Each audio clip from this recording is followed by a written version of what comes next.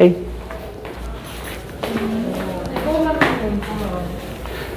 자, 30쪽에 나희덕 거 해볼게. 그 다음에 김용택 거도 같이 연결을 한번 해보자. 자, 일단 나희덕에 나온 건 뭐부터 해야지? 나희덕에 뭐가 나왔어? 음지의 꽃이네. 음지의 꽃을 정리하고 이에 나희덕과 연결된 거 해야겠네. 아, 음지의 꽃은 결론부터 말하면 이건 뭐죠? 버섯. 그렇죠, 버섯입니다. 버섯. 그래서 이 음지의 꽃, 즉 음지라는 곳에서 꽃이 피죠. 보통은 양지에서 피는 거잖아. 좀 역설적인 그런 내용이네. 이것을 되게 긍정적으로 인식합니다. 아주 절박한 시련의 공간에서 꽃을 피워요, 이런 겁니다. 좋아. 그럼 얘는 상황은 어떤 건가 보자. 요놈은 상황이 어떤 거냐면, 세상 나는 지금 뭐냐면, 나는 뭐지? 무슨 꽃이지? 우리는 썩어가는 참나무떼래요. 참나무떼인데 이 참나무가 뭐하고 있어? 벌목 다 잘려나가는 그럴 때입니다. 그다음에 이 온통 세상에는 뭐가 있어요? 뭐죠? 벌목이래고 아주 추운 겨울이라고 그랬죠? 벌목의 겨울이야. 그러니까 이것은 여러 가지 이유가 있지만 다 시련입니다. 이런 엄청난 시련 속에서 우리들은 어떻게 해요? 우리는 저 시련을 저항하면서 살아갑니다. 어떻게? 서로 기대입니다. 연대하는 거죠. 서로 기대, 즉 연대로서 이겨내고 있었어요. 그런데 이 벌목하다 보니까 우리에게 상처들이 막 생기죠. 그죠? 상처가 생기는데 그 상처 속에서 뭐가 핀다? 뭐가 펴? 거기에 바로 뭐야? 버섯이 피어나기 시작한대요. 그래서 내가 되게 행복한 표현을 씁니다. 황홀한 뭐라고 그랬죠? 음지의 꽃이여 라면서 예찬을 합니다. 즉, 이 상처라는 시련 속에서 어떻게 해서 오히려 행복한 꽃이 피었거든요. 근데 저 상처는 꼭 시련만이 아니야. 시련, 벌목하면서 상처가 생겼지만, 나에게 아픔을 줬지만 그 상처에서 꽃이 피었죠. 그러니까 얘는 긍정적인 시련이네. 그죠? 꽃이 피는 곳이니까 황홀한 음지의 꽃이여 했어. 즉, 희망은 어디서부터 시작한다? 희망은 시련에서부터 시작하는 거죠. 즉, 시련 후에는 희망이 찾아와요. 뭐 이런 얘기겠죠. 그래, 그렇다면 자, 우리 나희덕이니까 나희덕 연계니까 나희덕에서 찾아볼게.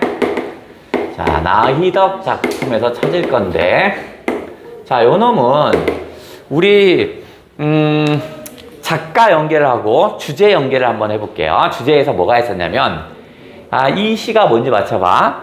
우리가 했던 건데, 배추는 겉잎과 속잎이 따로 없지요. 서로 막 자라요.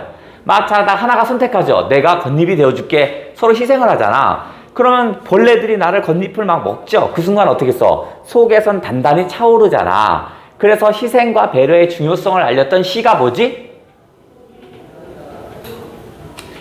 이란 시.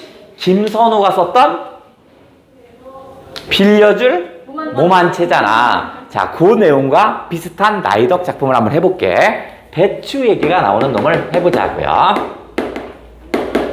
자, 상황을 한번 해볼게. 자, 이제 배추가 있을 겁니다. 근데 배추는 생명을 되게 소중하게 생각합니다. 그에 못지않게 나도 생명을 소중히 해요. 바로 화자, 나도 생명을 소중히 합니다. 둘이 비슷한데요. 바로 뭐냐면 생명을 소중히 해요. 생명을 소중히 하는 사람들입니다. 소중히 해. 그러면 배추도 긍정이고 나도 긍정인 상태야. 똑같이 다 생명체를 소중하게 생각합니다.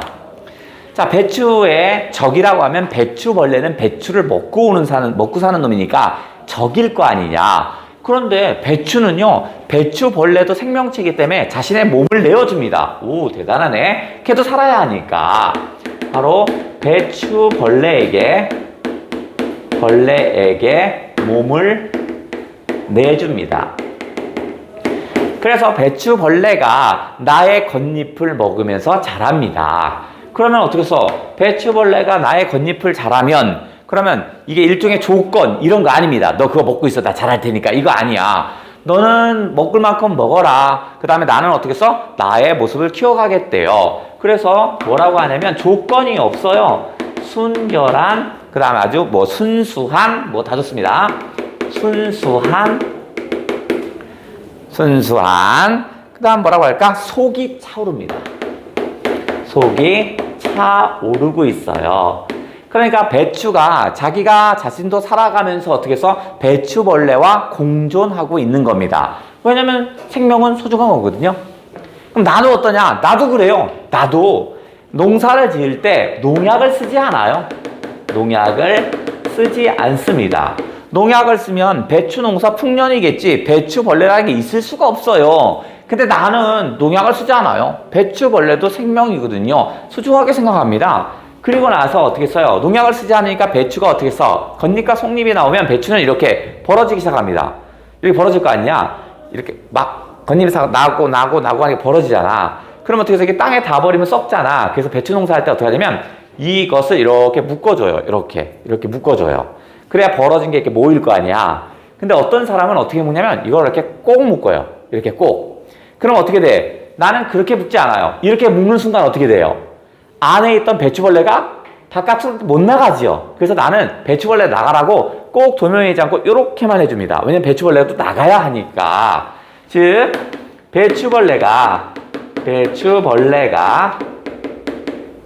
나갈 수 있도록 배려를 합니다. 꼭 동요매지 않는 거야. 둘 다 생명을 소중히 하는 마음을 가지고 있습니다. 그래서 이 상태에서 얘네 서로 간에 이제 교감을 하기 시작합니다. 배추 풀물이 나의 소매에 물이 든습니다. 배추 풀물이 소매에 물이 들다 라고 합니다. 즉 물이 들었다는 건 뭐야? 서로 간에 어떤 교감을 하고 있는 거죠. 그죠? 생명을 소중하게 하는 마음이 서로 간에 통했어요. 뭐 이런 얘기였네요. 이 글의 제목은 뭘 것 같아요?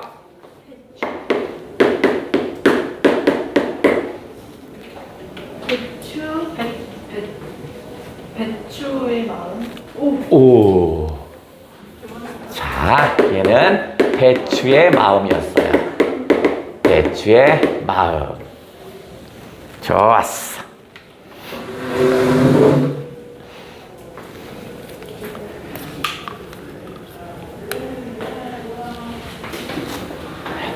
자, 이번에는 주제 연계에서 우리 어떤 작품과 연결을 좀 한번 시켜볼 거냐면 아빠가 자식들이 추울까봐, 내가 추울까봐요. 어떻게 써요? 아빠 가랭이에 내 발을 집어넣었죠? 그다음 아빠의 가슴에 푹 묻혀서 잤습니다. 아빠는 바깥에 바람이 부는데 그걸 등으로 막아줬어요. 그래서 나도 지금 아빠만큼의 나이를 먹었죠? 그래서 자식들이 추울까봐 이불을 덮어줍니다. 근데 내가 오늘 집에 가다가, 출근하다가 아빠를 만나죠? 어디서?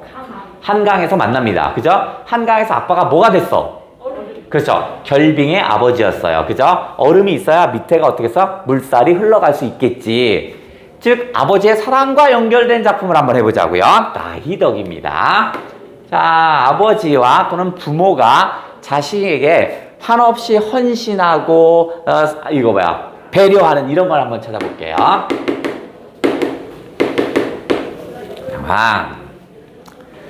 자, 뭔 내용인가?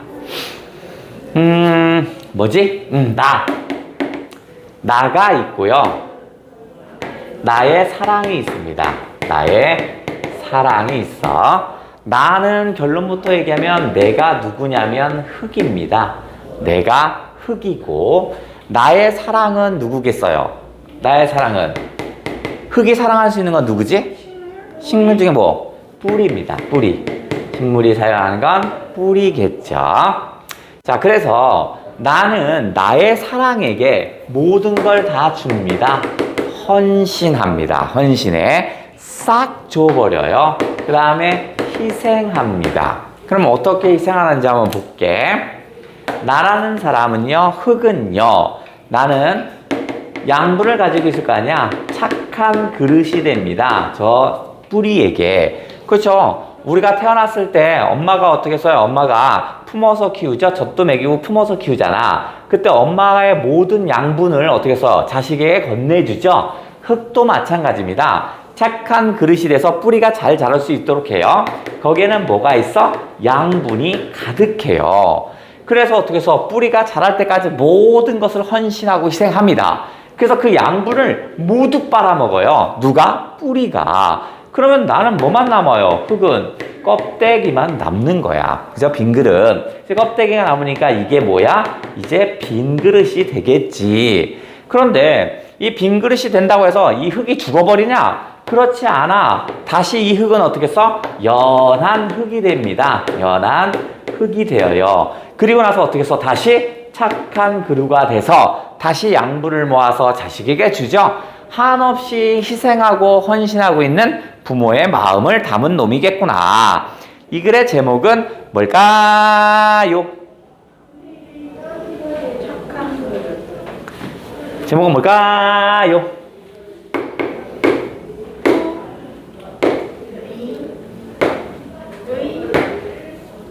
겉.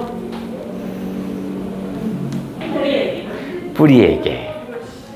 오, 오늘 윤선영 컨디션 좋아. 자, 이거가 바로 뿌리에게 라는 작품이었습니다. 뿌리에게. 오케이.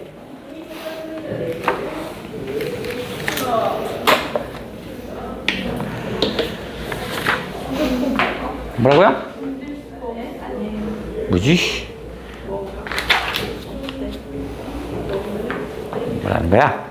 자, 그러면 어디 32쪽으로 가서 이번에는 김용택 거를 한번 보자. 김용택 연결을 해볼게요. 일단 써. 20초. 20초 정도. 너 이씨. 잠이 안 깨. 이렇겠어요. 이거 때려줘. 이렇겠어요.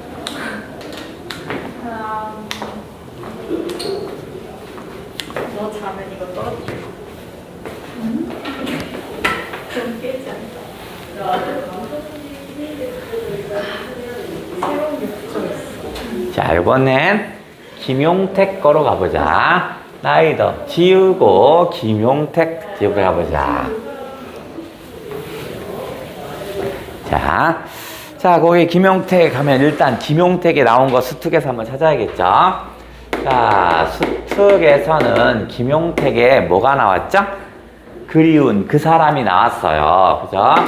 그리운 그 사람이라는 제목의 김용택 씨가 나왔죠? 일단 이게 뭔가 한번 해볼게요. 이건 1980년대에 부재한 어떤 자유와 민주를 그리워하는 그런 시인데, 자, 그리운 그 사람이라는 거, 여기 그 사람은 어떤 사람이냐면, 얘는 어떤 사람이죠? 가슴 속 눈물 같은 존재입니다. 가슴 속에 존재하는 눈물 같은 애래요. 그럼 뭐 좀 소중하다 이런 얘기 같아요. 소중함, 이 소중함을 간직한 그런 그 사람입니다. 그 다음에 이 그 사람은 얼마나 대단한 사람이냐면요, 어떤 칙칙한 어둠, 그죠? 아주 칙칙한 어둠이야.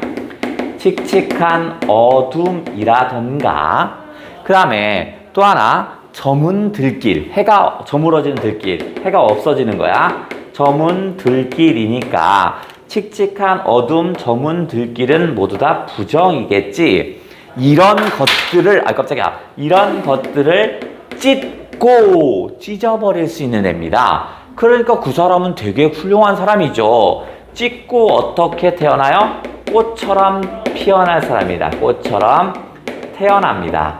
태어날 수 있는 그런 훌륭한 사람이구나. 그러니까 그 사람이라는 거는 되게 긍정적인 겁니다. 엄청나네. 칙칙한 어둠도 찢어버릴 수 있고요. 저문 들길도 찢어버리면서 우리에게 뭐가 되는 거야? 꽃처럼 꽃으로 다가올 수 있는 사람이거든요. 훌륭하시네요. 근데 현재 얘가 어때요? 얘가 보이지 않는, 제가 보이지 않는 겁니다.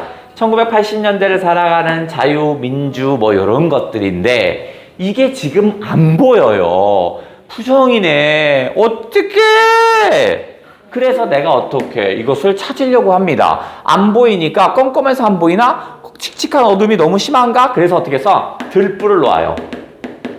들불을 놓았어요. 들불을 놓아서 환하게 밝혀봅니다. 그래도 보이지 않네. 그 다음에 또 나와서 이럴 수 없어요. 가만히 앉아있을 수 없어요. 찾아 나서 봅니다. 또 나가죠. 그래서 계속 찾아 나서고 있지만 보이지 않네. 아직까지 못 찾았어요. 하지만 시간이 지나면 또 나는 확신하고 있습니다. 언젠가는 어떻게 해서요? 언젠가는 볼 수 있을 거라는 얘기입니다. 그죠? 그러면 어떤 극복 의지를 갖고 있군요. 나는 언젠가는 반드시 그 자유와 민주를 찾을 수 있어요. 라고 썼던 게 바로 김용택 시인의 그리운 그 사람입니다. 저 그리운 그 사람이 80년대 자유나 민주, 요것을 의미하는 거였습니다. 그러면 우리 책에 뭐가 나왔어? 김용택에 뭐가 나왔죠? 뭐 나왔어? 섬진강 1이 나왔습니다. 그럼 연작시라는 얘기죠? 15개인가 있어요. 15개인가. 그런데 저 섬진강은 어디에 있는 강이지? 어디? 자, 요것은 바로 전라도. 전라도의 전라도민이라고 생각하시면 될 것 같아요. 지금 우리는 잘 느끼지 못하지만 이 전라도와 경상도라는 것이 과거부터 해서 어디가 먼저 개발이 돼? 경상도가 많이 개발되죠. 우리가 서울이라는 이곳이 있는데 서울 다음에 제2도시가 어디야? 부산이잖아, 부산. 그죠? 이런 걸 봤을 때 이제 경상도 라인 쪽이 되게 발달하죠. 경부 고속도로도 경상도 쪽에 먼저 났잖아. 그죠? 그러다 보니까 이 사회적으로 문화적으로 소외된 곳이 전라도입니다. 그래서 김용택은 전라도 사람이고요. 전라도 도민들의 어떤 끈질긴 생명력을 노래했던 사람이 김용택입니다. 얘는 전라도민들의 강인한 생명력을 노래했던 사람이 바로 김용택입니다. 그러면 지금 섬진강 1을 우리가 해석해 볼 텐데 섬진강 1부터 15까지 다 똑같아요. 됐죠? 섬진강 주변에 모여 사는 전라도민들의 강인한 생명력을 다 얘기하는 거야. 이놈 한번 볼게요. 이놈. 감은 섬진강을 따라가며 보라. 여기서 보라는 명령형 어민데요. 뒤를 좀 읽어보겠지만 자부심의 표현입니다. 야, 섬진강에 몰려 사는 전라도민들 한번 봐봐 임마. 니들이 얘기하는 것처럼 쉽게 무너지지 않지 이 자식아. 이런 얘기하고 싶은 거야. 자부심의 표현입니다. 퍼가도 전라도 실핏줄 같은 개울물들이 끊기지 않고 모여 흐른답니다. 니들이 아무리 퍼가도 절대 마르지 않아. 해저물면 저무는 강변에 쌀밭 같은 토끼풀들이 모여 살고요. 숯불 같은 자운형꽃이 머리를 인다. 걔들이 모여 살고요. 지도에도 없는 동네 강변, 식물 도감에도 없는 그런 식물 도감에도 없는 풀이 자라고 있고요. 어둠이 끌어다 죽이며 그을린 이마 훤하게 꽃등을 달아줍니다. 어둠이 끌어다 죽였어도 다시 전라도민들은 벌떡 일어난다고요. 꽃등을 달고요. 어둠을 극복해버린다고요. 흐르다 목매이면 영산강으로 가는 물줄기를 불러 뼈 으스러지게 그리어 얼싸안고 지리산 뭉툭한 허리를 감싸둡니다. 즉 섬진강 도면들은 서로 간에 연대를 하며 살아갑니다. 섬진강을 따라가며 보라. 얼마나 대단하냐 자식아. 니들이 한다고 무너지지 않아. 섬진강물이 어디 몇 놈이 달려들어. 몇 놈 세모쳐야겠죠. 퍼낸다고 마를 강물이더냐고. 마르지 않는답니다. 지리산이 저문 강물에 얼굴을 씻고 일어서서 껄껄 웃으며 시련? 그게 뭔데요? 이런 거. 일어서서 껄껄 웃으며 무등산을 보며 그렇지 않느냐고 물어보면 노을 띤 무등산이 그렇다고 훤한 이말 끄덕이며 고갯짓을 바라보며 저무는 섬진강을 따라가며 보라. 어디 몇몇 애비 없는 이런 후레 자식들이 퍼간다고 뭐를 강물이던가. 그럼 후레 자식들 세못 당쳐야겠죠? 그죠? 얘네들이 아무리 해도 절대로 전라도민들은 쓰러지지 않아. 이런 얘기였네요. 그러니까 섬진강 1부터 15까지 다 이런 식입니다. 그러면 어디? 섬진강은 바로 전라도민들을 얘기할 텐데 얘를 대단히 자부심을 가져요. 야, 섬진강 한번 봐봐. 뭐 이런 겁니다. 이 섬진강이라는 건 뭐냐면 식물 도감에도 없는 것을 어떻게 해서 서로 포용하고 살고 있죠. 그러니까 소외된 것을 포용하고 있습니다. 포용하고 있고 안아서요. 감싸. 그 다음에 시련에 굴복하지 않아요. 시련에 굴복하지 않습니다. 그래서 아까 어둠을 끌어다 죽였는데 어떻게 다시 꽃등 달고 다시 벌떡 일어난다고 그랬죠. 이런 것들. 그러니까 이거는 강인한 생명력을 가졌습니다. 생명력을 가지고 있어요. 그 다음에 두 번째, 다시 영산강을 감싸 안고 무등산을 감싸 안는다고 했죠? 그러니까 어떤 주변과의 연대를 합니다. 주변과의 연대의식, 연대의식을 가지고 있는 이겁니다. 그렇기 때문에 여기에 몇 놈이 와서 그 놈을 어떻게 해서요? 퍼간다고 말할 수가 없고요. 애비 없는 어떤 후레 자식이 있나 보죠? 이런 놈들이 와서 퍼간다고 해서 얘들이 절대로 마르지 않는다고요. 얘가 어떻게 할 거야? 얘는 마르지 않습니다. 마르지 않아요. 강인한 생명력을 가지고 있어요. 라는 얘기였습니다. 김용택 1부터 15까지 있을 텐데요. 다 저런 식입니다.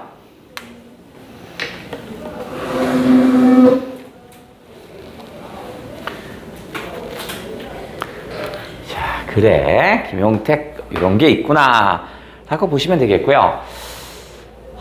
그러면 현실에 대한 어떤 비판, 몇 놈, 후레 자식을 비판하는 거죠. 그럼 주제 연결을 시켜서 현실에 대한 비판을 하는 그런 작품을 찾아보자고요. 이건 여러분이 알 듯하니까 작가 제목을 모두 다 빼버릴게요.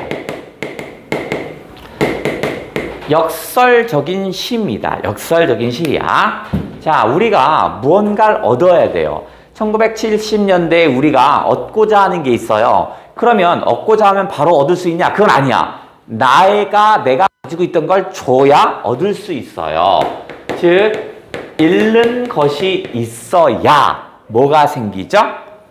얻는 것이 생긴다라는 표현입니다. 얻는 것이 생긴대요. 근데 잃는 것이 뭔가 했더니 다 낡은 가치들, 이런 것들입니다. 즉 낡은 가치에 대한 집착하면 안 돼요. 낡은 가치, 그 다음에 시대에 뒤떨어진 걸 과감하게 버려야 새로운 가치를 얻는다라는 얘기입니다. 그래? 그러면 잃는 것이 바로 뭐냐면, 이 시 속에서는 바로 뭐냐면 묵은 사랑입니다. 새로운 사랑이 아니라 묵은 사랑이고요. 이건 뭐야? 낡은 가치를 얘기하는 겁니다. 낡은 사랑, 묵은 사랑을 과감하게 버려야 뭘 얻을 수 있어? 새로운 사랑을 얻을 수 있고요. 그 다음에 새로운 가치를 얻을 수가 있다고요. 그러면 묵은 사랑에 해당되는 게 뭐냐 봤더니 우리가 요게 뭐냐? 바로 붉은 파밭입니다. 붉은 파밭. 우리가 파를 먹는 건 붉은색을 먹지 않거든요. 파란색 먹잖아. 이것이 떨어져야 뭐가 와요? 푸른 새싹이 나오는 거야. 그래서 그거를 먹을 수 있는 겁니다. 근데 저 붉은색을 지나치게 고집하고 저 묵은 사랑에 대한 집착을 하게 되면 당연히 이런 게 생기지 않습니다. 또 삶은 계란, 삶은 달걀의 껍질. 삶은 달걀이 있는데, 계란이 있는데 거기 껍질이 있어야 계란을 유지할 거 아니냐. 사실은 이것은 어떻게 해서 가치로운 것이었습니다. 근데 삶게 되면 어떻게 해서 더 이상 그 껍질이 필요 없잖아. 그걸 벗겨내야 새로운 삶은 달걀을 먹을 수 있겠죠? 과감하게 벗겨내야 합니다. 됐냐? 이 글의 제목은 뭐야? 그래서 얘가 얻는다는 것은 잃는 것이다 라는 역설적인 표현을 썼던 그런 작품이군요. 이 글의 제목은 뭐지요? 파박가이 누구 거야? 그렇죠? 타바가에서 김수영입니다. 이런 거 가볍게 체크해 주셔야죠.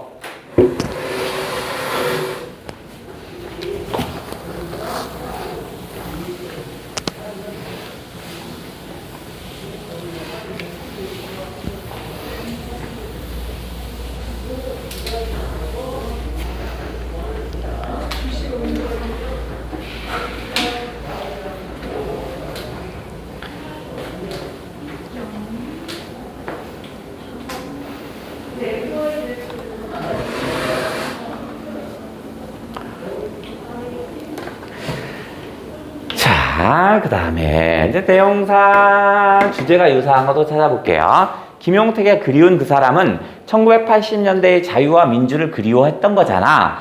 그럼 그 작품을 찾아보자고요. 일단 작가는 누룩을 썼던 사람입니다. 누구야? 이성부. 그렇죠. 이성부입니다. 이성부 작가 연계가 된 것에 주제 연계까지 연결시켜 보자고요. 1980년대 자유와 민주를 그리워하는 내용을 찾아보자고요. 자, 나는 너가 어쩌래요? 온다는 확신을 갖습니다. 온다는 확신을 가지고 있어요. 너는 누군데요? 너는 누구야? 너가 누구냐면 봄입니다. 봄. 숨은 의미는 바로 뭐야? 자유라든가 민주라든가 이런 게 숨은 의미겠지. 그죠? 그러면 너라는 것은 되게 긍정적인 속성이네. 그죠? 봄이라는 것이 긍정적인 속성이니까. 그죠? 그럼 왜 이렇게 확신을 할 수 있어요? 라고 말한다면 이건 당연히 어떤 거야? 자연의 섭리지. 자연의 섭리입니다. 내가 바라거나 바라지 않거나 자연의 섭리일 거 아니야. 왜냐면 겨울이야 지금. 시련이 가득하다고요? 겨울이 끝나면 뭐가 와? 봄이 오잖아. 오케이. 겨울이 지나면 뭐가 와? 봄이 오는 건 자연의 섭리거든요. 그러니까 나는 확신하고 있어요. 그 다음에 난 이 확신의 정도가 엄청 강해요. 내가 포기하고 우리 모두가 이제 봄은 안 오나 봐. 이렇게 추운데 어떻게 봄이 오겠어? 다 포기해도 와요. 그죠? 뭐라고 쓸까? 기다림마저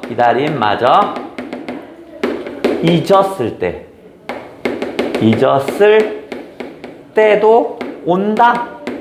나의 확신의 정도는 대단합니다. 그러니까 이런 거야. 겨울이 너무 심하고 영하 20도예요. 영하 15도예요. 영하 20도예요. 계속 그냥 아유 이제 봄은 안 오나 봐. 이렇게 다 포기해. 아니야. 그래도 와. 왜냐면 겨울 다음에 봄이거든요. 봄이야. 그런데 왜 이게 지금 자꾸 안 보이냐. 이 너라는 놈은 어디서 놀아요? 어느 마을? 어느 마을이 아닌데? 어느 마을이 아니라 어떤 그 뻘밭 구석 같은 데서 처박혀 있어요. 뻘밭 구석 뭐 어쩌고저쩌고 이런 것에 처박혀 있어요. 처박혀 있는 거야. 그런데 얘는 어떻게 해서 플러스 적절한 바람이 있으면 어떤 시대적인 사명이라든가 시대적인 기운이라든가 이런 거죠. 적절한 동기가 있다라면 적절한 동기 뭐 이런 거야. 그럼 요것이 결합되는 순간 너가 오는 거야. 다만 얘는 어떻게 오는 거야? 그러면 적절한 것이 결합되면 순간적으로 훅 그냥 그런 건 아니야. 더디게 오는 겁니다. 더디게 온다. 즉 우리가 이 부정적이게 안 끝날 것 같아요? 아니야. 끝날 거야. 언제요? 지금 적절한 바람을 만났기 때문에 오고 있어. 언제요? 더디게 오는 거야. 조금 더 기다림을 가지면 되겠군요. 이 글의 제목은 뭐야? 어머? 이 글의 제목은 이런 이씨 봄. 그거 뭐예요? 어느 마을은 뭐예요? 어? 어느 마을에서 쉬는 뭐예요? 뭐야? 그거는 김소월 거잖아. 자, 그 다음에 황동규의 풍장이랍니다. 풍장이 뭐냐 근데? 봤는데. 뭘 봤어? 이거 봤다고요? 아니요. 그럴 수 없을 텐데. 풍장 그거네. 주검을 흔들 자연스럽게 이렇게. 그죠? 바람의 장례를 치르는 겁니다. 옛날에 사람 죽으면 어떻게 했어요? 길거리 같은 데 놉니다. 그럼 바람에 의해서 저절로 싹 장례가 치러지죠. 그게 풍장이야. 현재 우리들은 뭐야? 대부분 한 7, 80%는 뭐해? 매장, 그 다음에 화장 이런 거 하잖아. 근데 옛날에는 뭐도 있었어? 풍장 이것도 있었던 거야. 죽으면 그냥 길에다 놔요. 그러면 바람과 뭐와 뭘 통해서 어떻게 해서 자연스럽게 사라지죠. 그죠? 그러니까 현대에 있는 그 로드킬과는 달라요. 저기 있잖아. 그거 강아지들 가다 보면 시체들 있잖아. 죽었잖아. 다음날 가면 어떻게 했어? 사라졌죠. 그래서 자동차가 지나가면서 계속 밟아서 없어진 거야. 그런 건 아니고. 왜 인상 써? 이씨. 그렇다는 얘기지. 자, 볼게요. 내 세상 뜨면 풍장시켜두고 나는 풍장을 또 좋아하네.